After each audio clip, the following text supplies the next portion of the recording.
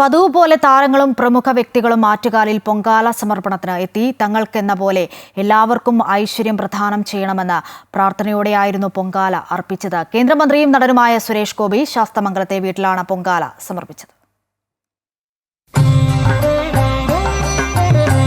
നഗരത്തിന്റെ വിവിധ ഭാഗങ്ങളിലായി പൊതുജനങ്ങൾക്കൊപ്പമാണ് താരങ്ങളും പ്രമുഖ വ്യക്തികളും ആറ്റുകാലമ്മയ്ക്ക് പൊങ്കാല സമർപ്പണം നടത്തിയത്. നടൻ ജയറാമിന്റെ ഭാര്യ പാർവതിയും മരുമകൾ തരിണിയും തൈക്കാട് ഭാഗത്ത് പൊങ്കാല സമർപ്പണം നടത്തി.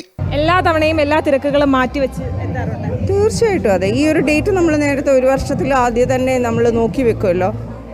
അപ്പം അങ്ങനെ നോക്കി വെക്കുന്ന ഒരു ഡേറ്റാണിത്. പൊതുവേ ഇപ്പം എൻ്റെ മോളായാലും മരുമകളായാലും ആരായാലും കുട്ടികൾ എനിക്ക് കൂടെ വരുന്ന ഒരു സന്തോഷമാണ്. നമ്മുടെ കൾച്ചർ പഠിക്കുന്നതും അതിനോടൊരു താല്പര്യം കാണിക്കുന്നതും എപ്പോഴും സന്തോഷമുള്ള കാര്യം തന്നെയാണ്. ആദ്യമായി പൊങ്കാല സമർപ്പിച്ചതിന്റെ സന്തോഷത്തിലായിരുന്നു തരിണി കാളിദാസൻ. ഭയങ്കര ഹാപ്പി ഫീലിംഗ് ആണ് ആക്ച്വലി. ബിക്കോസ് ഞാൻ കുറേ പ്രാവശ്യം കേട്ടിട്ടുണ്ട്, ചക്കി പറഞ്ഞിട്ടുണ്ട്. അപ്പോൾ ഇത് റിയൽ ലൈഫിൽ ഇങ്ങനെ എക്സ്പീരിയൻസ് ചെയ്യുമ്പോൾ സൂപ്പർ ആയിരിക്കും. It's very inspiring. Attukal Gauri നന്ദനത്തിലാണ് നടി ചിപ്പിയും സുഹൃത്തുക്കളും പൊങ്കാല സമർപ്പിച്ചത്. നടി ജലജ, സീമാജി നായർ, വീണ നായർ, ഗായിക രാജലക്ഷ്മി തുടങ്ങിയവരും ചിപ്പിക്കൊപ്പം ഉണ്ടായിരുന്നു.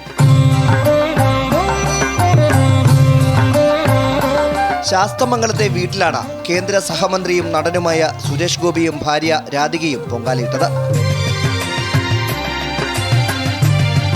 മുൻ മന്ത്രിയും MLA-യുമായ KP മോഹനും കുടുംബവും പാളയം MLA ഹോസ്റ്റലിന് മുന്നിലാണ് പൊങ്കാല സമർപ്പിച്ചത്.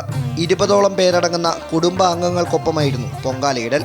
വരും വർഷവും പൊങ്കാലയിടാൻ എത്തണമെന്ന പ്രാർത്ഥനയോടെയാണ് ഓരോരുത്തരും തിരികെ മടങ്ങിയത്. അമൃത ന്യൂസ്, തിരുവനന്തപുരം.